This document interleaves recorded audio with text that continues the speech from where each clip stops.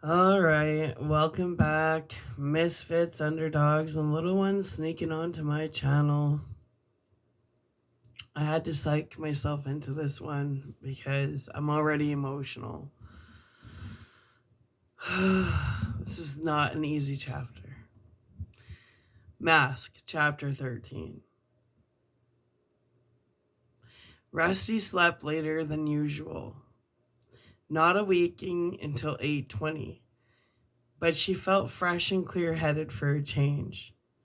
Sunlight slanted in the window to make angular patterns of pale yellow on the carpet and bedspread. Gar's side of the bed was empty, of course.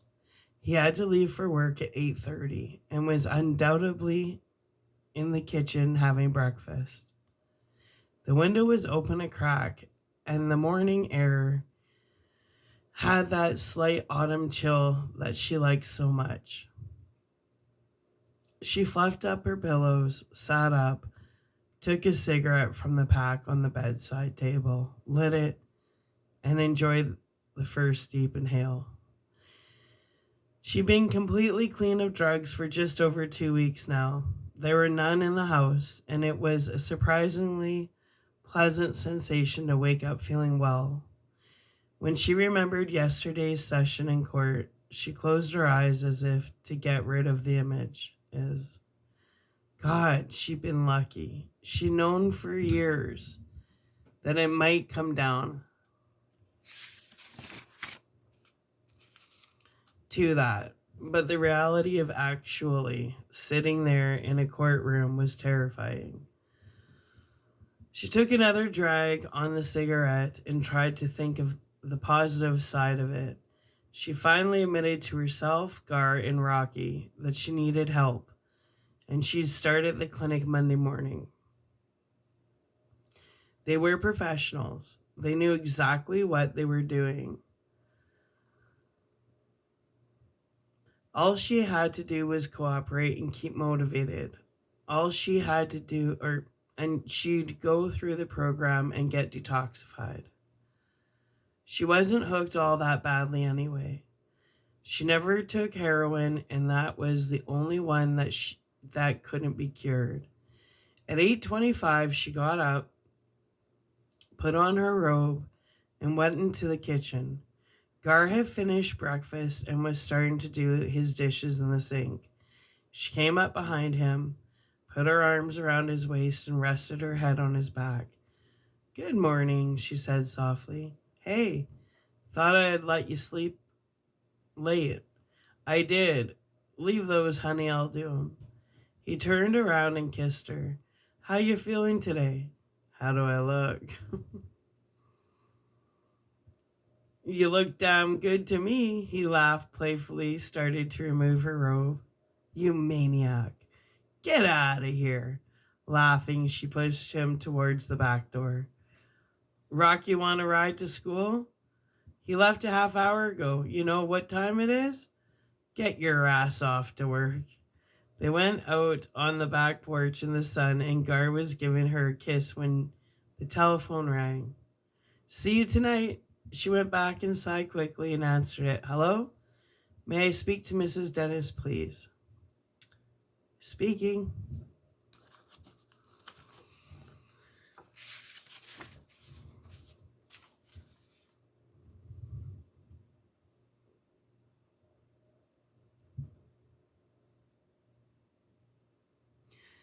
"Mrs. Dennis, this is Elizabeth Todd in the office at Langley Senior High School."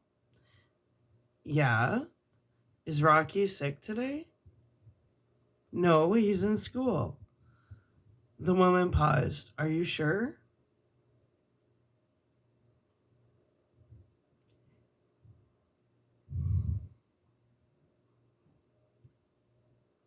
She heard Gar's Harley.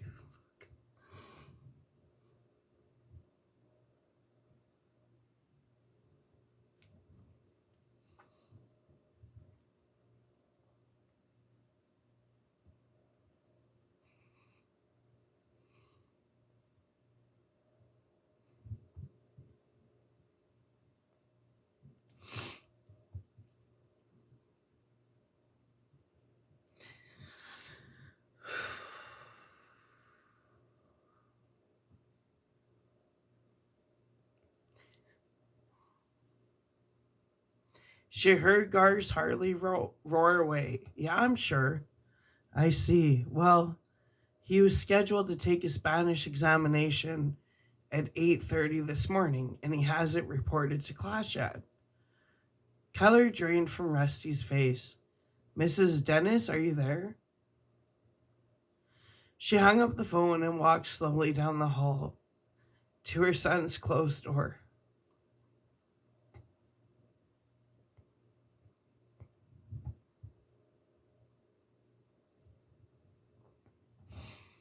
Her heart was pounding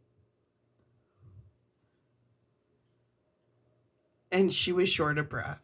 She hesitated with her hand on the knob, then opened it and looked in. Sunlight filled most of the room. Rocky was laying on his back, almost exactly as she left him last night, except that he pulled the bedspread off. His expression was contented and peaceful. Screech was asleep at the foot of the bed. Rusty's worried face relaxed into a grin. It was all clear to her now. She took a deep breath and seemed to shift into automatic pilot.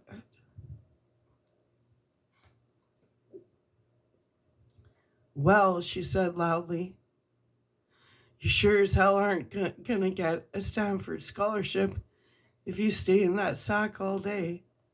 There was no movement from the bed, except for Screech, who lifted his head and looked at her.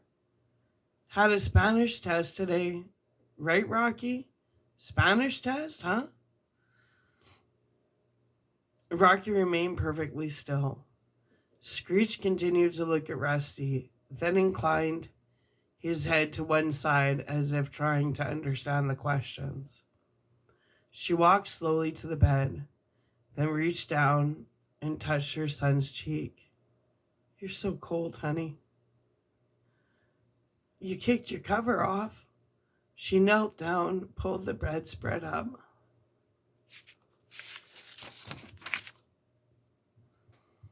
Carefully tucked it around him. When she looked at his motionless face, her heart began pounding again, and for the first time, she started to feel the threat of panic. Listen, she whispered. I don't want you to pull this on me. Rocky, do you hear me? Don't do this.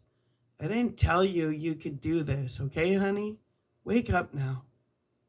But he didn't move. His widespread eyes remained closed, and his smooth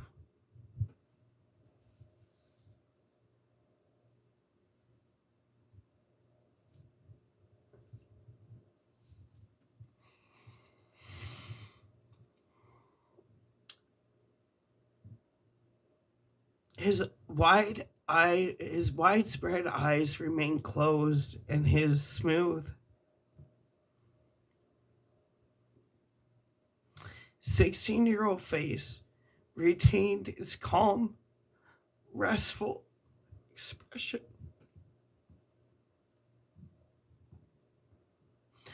Oh God, no, she said hoarsely. No, please, Rocky.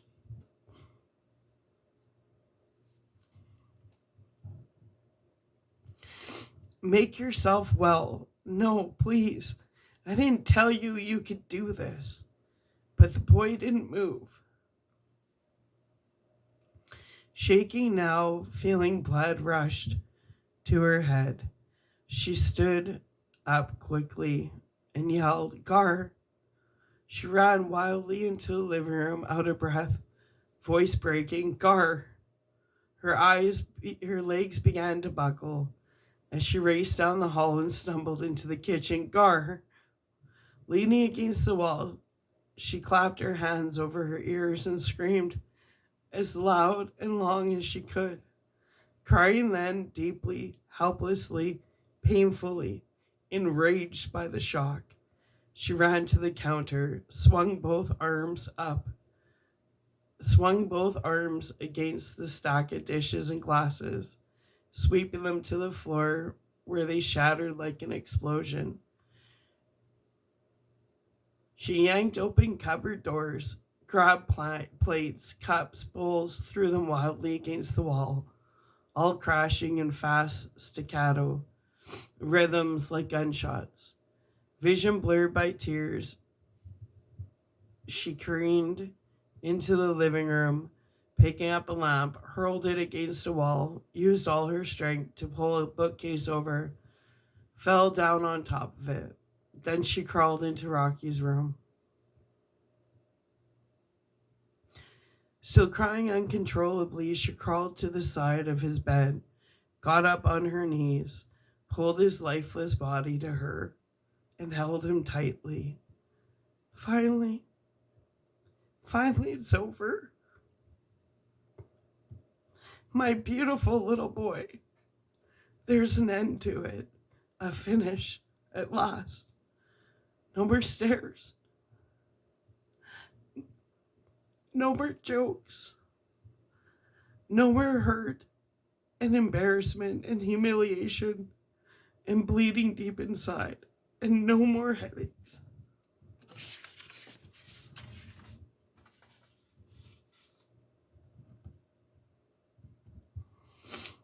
All your questions have been answered now. Your doubts resolved, your fears wiped away. I loved you more than my life. Rocky, you were the most beautiful thing that ever happened to me. You had more guts than any of us could ever have had. Fuck me.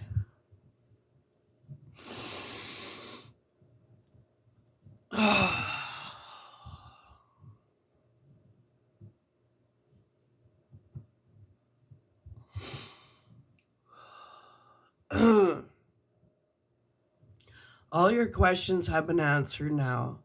Your doubts resolved, your fears wiped away. I loved you more than my life. Rocky, you were the most beautiful thing that ever happened to me. You had more guts than any of us could ever hope to have, and you never gave up. God knows what you went through and why, and He decided it was time. It was enough. He wanted you back. You did your job. You showed us what real beauty is all about. At last, the crying subsided. It rose and fell in spurts, grew softer, slower, and then it was over. She kissed her son, eased his head back on the pillow, and looked slowly around his room. The pictures of the Harleys, the Springsteen poster, the bulletin board with his beloved 1955 Brooklyn Dodgers finally completed. The big color map of Europe. When she focused on the map and realized that he'd removed all the tacks, her eyes filled again and her throat made a low sound. She took a deep breath, stood up, walked unsteadily towards the map, and used the dresser for support. Her eyes were drawn to the little pile of tacks on top of the dresser. Slowly, she began pushing the tacks back into the map, one by one, exactly where they had been. Now you can go anywhere you want to go, baby.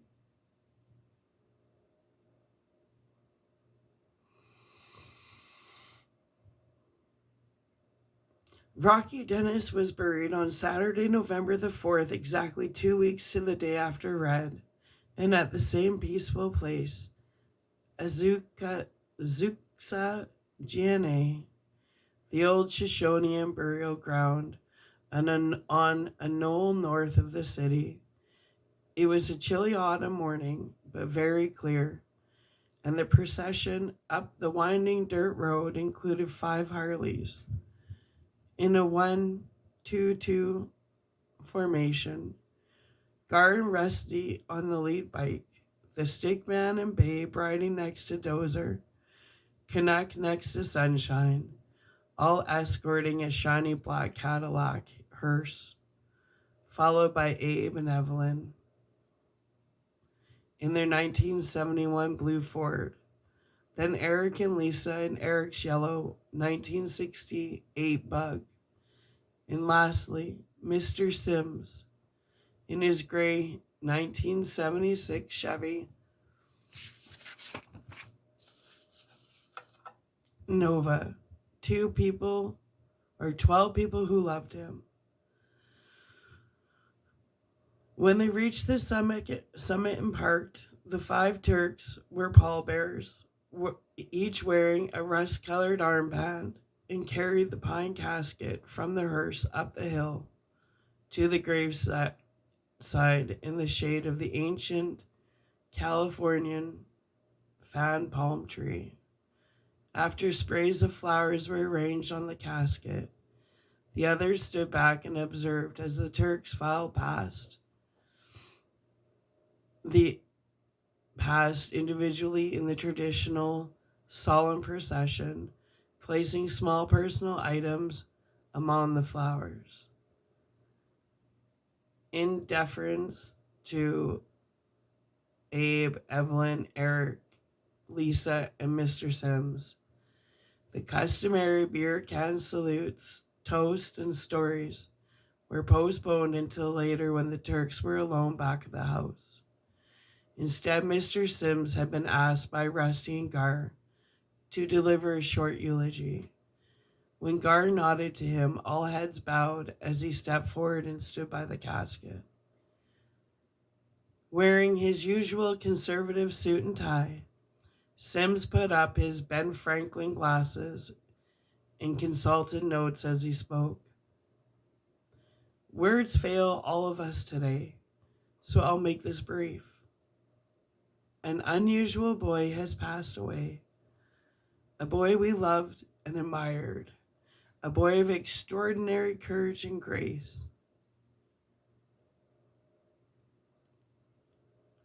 Rocky was a brilliant student and helped many of his peers.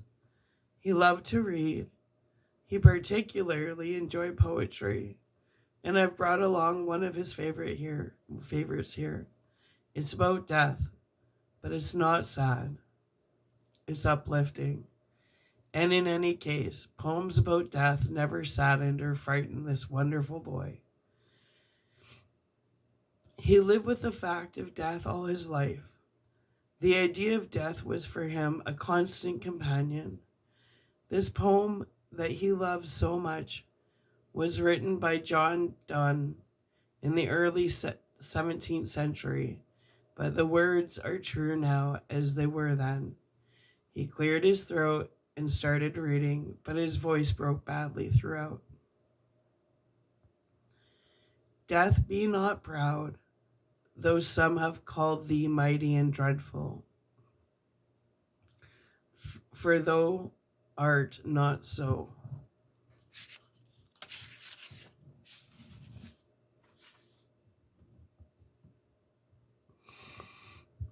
For those whom thou thinkest thou dost overthrow, die not, poor death, nor yet canst thou kill me.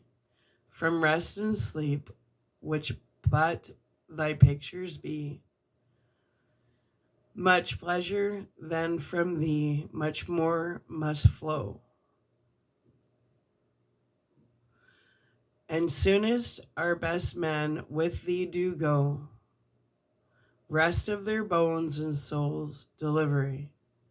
Thou art slave to fate, chance, kings, and desperate men, and dost with poison, war, and sickness dwell. And poppy or charms can make us sleep as well. And better than thy stroke, thy swelts, though then one short sleep past, we wake eternally, and death shall be no more. Death, thou shalt die. The men, each crying unshamedly, picked up the casket containing the body of only a 16-year-old boy, carried it to the grave, and began lowering it slowly with ropes.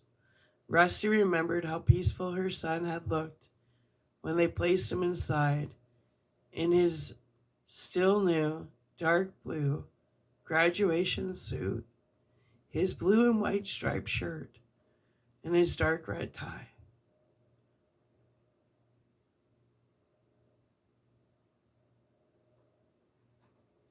She placed the photograph of Diana and him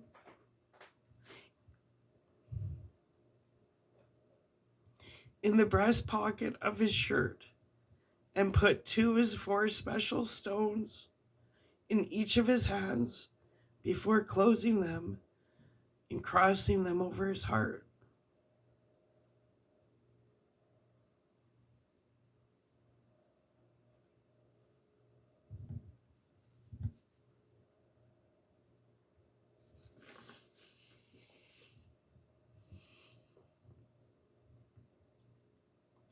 As the men removed the ropes,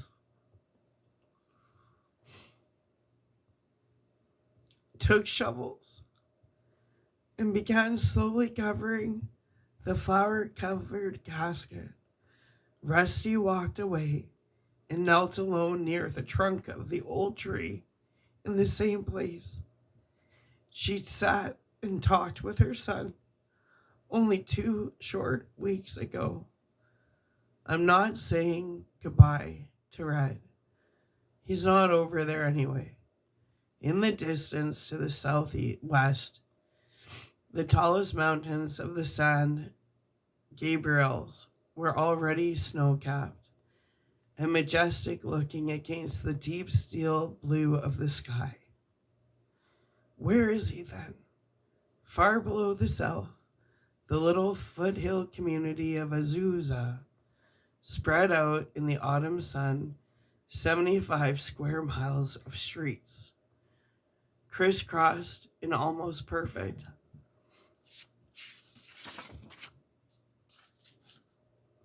geometrical patterns. He's right here, I can feel him. Rocky had observed those sights with new eyes that afternoon. In those moments together, struggling to put his thoughts about death into words, she remembered his eyes and his voice, and the way he finally touched his chest. He went, but he stayed. You go, but not really. A person's spirit never dies. Rocky believed that in the deepest part of him, and now she believed it too. When the men were almost finished, Abe couldn't stand to see his daughter kneeling alone up there anymore. He walked over to her slowly and got down on one knee. She wiped her eyes, glanced at him, then gazed off in the distance again. Are you all right? He asked gently. I'm fine, Pop. We'll be glad to take you back in the car. Thanks, but I'd rather ride with Gar. He paused, cleared his throat. I don't know how to say this, honey. I'm not really good at this. But Evelyn and I, we're terribly, terribly sorry. I know you are, Pop. Abe sat down then, loosened his tie, pulled a blade of grass and studied it. We were talking about it on the way here. We know how much he meant to you. We know. We can only try to imagine how much it must hurt. Real bad. Real deep. Like a wound will never heal. Like it's the end of everything for you. But you're still a young woman, you know. You and Gar, I think you're good together. I like that man. Genuinely like him. Always have. I was just saying to Evelyn, maybe he could get married in time. Have a family. She looked at him. It's a kind thought, Pop, and I appreciate it. The truth is, I've got to pull myself together first. I've got to pull my life together. It's come down to that. I don't do it now. If I don't do it now, it'll be like a cripple. Oh, fuck me. If I don't do it now, I'll be like a cripple the rest of my life, and I know it. So I'm getting professional help. It's all arranged. I'm doing it because I don't want to die, and because I promised Rocky. Marriage? Yeah, who knows? Maybe we'll get married one of these days. It's certainly a possibility. When I get straight and stay that way, and Gar can trust me again, and I can trust myself. I love that guy. I love him more than any man I've ever met, and he loves me, but I'll never have another child. Pop, never. Because Rocky's part of what makes me tick, and he always will be. He's not in the ground over there. He's inside of me, deep down, and nobody can ever take his place.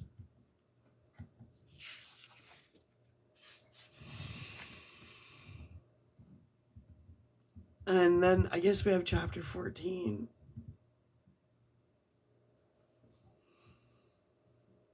Um,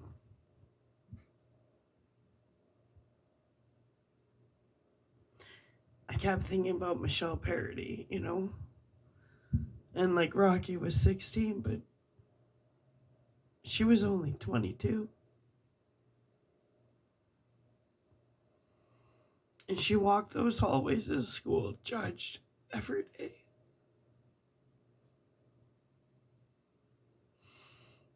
And almost every time I saw her, she was alone.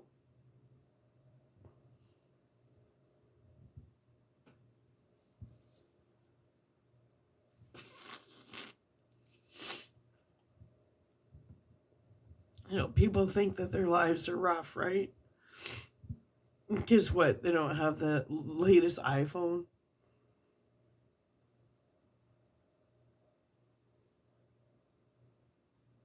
And then you have people like Rocky Dennis and Michelle Parody. And they still found ways to smile. So the way I see it, if they can do that, there's not anything we can't do. I love you, Michelle. Oh God, I hope you're resting in peace.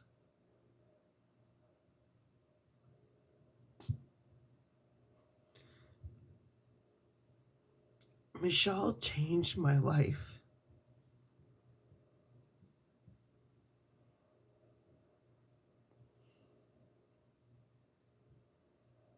I'll tell you one thing. If I would have known when she passed away, oh God, I would have been at that funeral.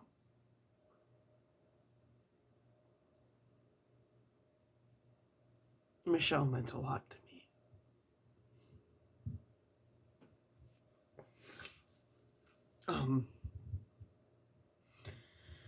I knew Michelle when we were little girls because we all played together at Kinsman Park.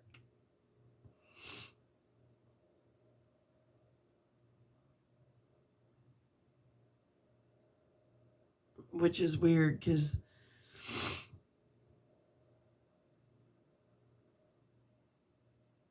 I forgot about till years later that she was the little girl I used to play with at Kinsman Park. Because years go on, and then when I got to junior high, I kind of recognized her, but I didn't piece it together until I started reading this book. And every time I read this book,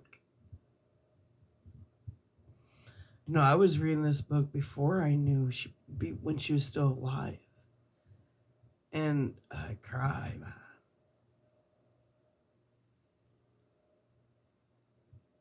But reading it, I've read it probably twice since she passed away.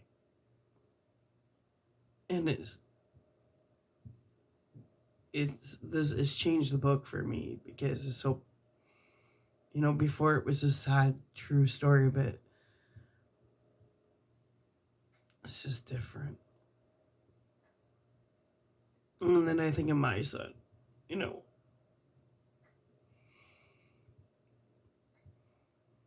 I try and think of what it would have been like to be Rocky's mom. And I can't imagine. But, sure, she had the, her problems, but we all do, but she was a good mom and she loved her son. I think people gotta stop judging each other so much and maybe reach out and be supportive for people. But yeah, you can't replace a kid.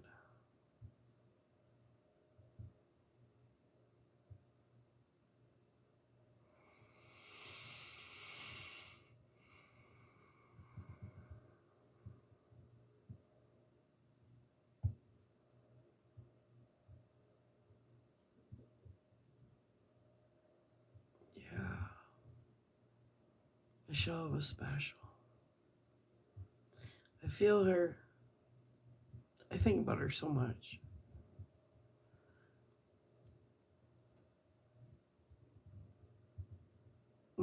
And it's interesting because maybe she thought that nobody noticed her,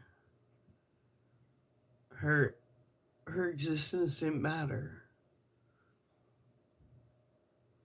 But if I'm 45 and she died at 22, 23 years, and I still think about her all the time. So she died at 22, and her life has impacted mine. And she's been gone longer than she lived, you know.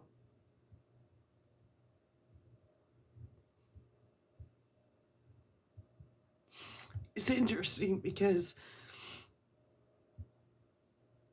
every time I drive by a Subway, I think about us having lunch.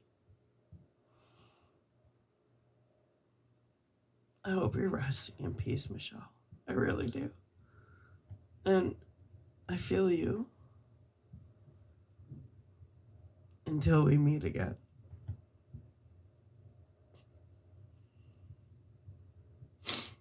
Anyway, I'm going to upload this. That was the hardest chapter for me to get through. I'm going to upload this and then we're going to get into chapter 14 and wrap it up.